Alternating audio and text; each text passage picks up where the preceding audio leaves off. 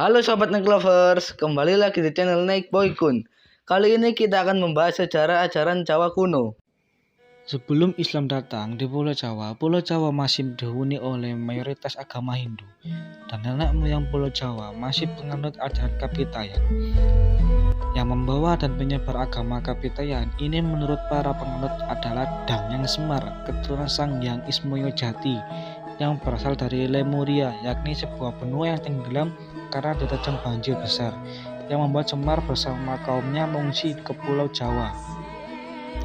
Dalam kisah lain, banyak yang dihubungkan dengan banjir besar yang terjadi pada masa Nabi Nuh.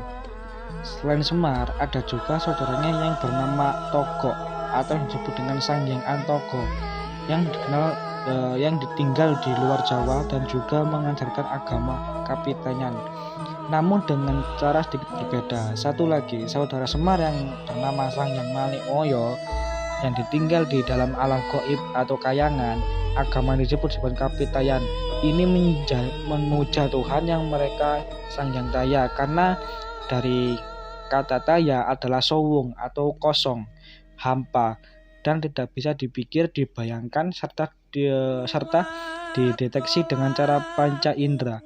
Sang Hyang Taya diasosiasikan memiliki sifat tu atau to, yang terdiri dari dua sifat, yakni kebaikan dan ketidakbaikan.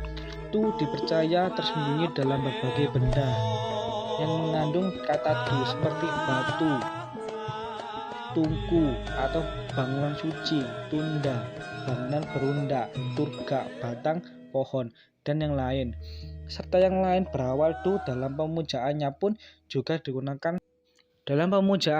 juga digunakan sesajen yang menggunakan kata tu, seperti tumpung atau tumpeng, tumpi, kue dari tepung, tuak atau arak, tukung sejenis ayam atau tumbuh.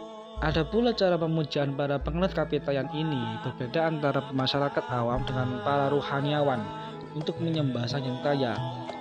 Untuk masyarakat awam biasanya mempersembahkan ke tempat keramat, sedangkan para rohaniawan melakukan pemujaan di tempat khusus bernama sanggar, yang berupa bangunan beratap tumpung yang memiliki tutuk atau ceruk pada dinding.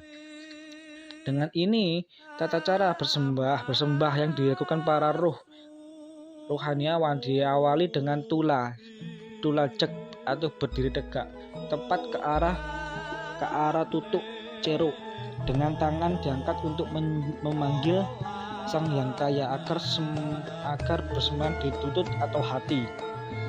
Setelah Sang Hyang Taya itu dirasakan sudah hadir dalam hati, kedua tangan lantas bersendekap dengan tepat di hati, yang disebut dengan swidikap. Usai melakukan tulajep dalam waktu yang lama, disusul dengan posisi tungkul atau membungkuk dengan mata memandang ke bawah, yang juga dilakukan dalam waktu relatif lama. Selanjutnya, membuat posisi tulungpak atau duduk bersimpul dengan menduduki kedua tumit, dan diakhiri dengan posisi tandem atau bersujud seperti janin dalam perut. Proses beribadah yang dilakukan tersebut tujuan untuk menjaga keberadaan Sang Hyang Taya agar tetap bersemayam dalam hati. Demikian, setelah kita jabarkan tentang ajaran Kapitayan, bahwasanya cara-cara sembahnya itu sama dengan syariat Islam.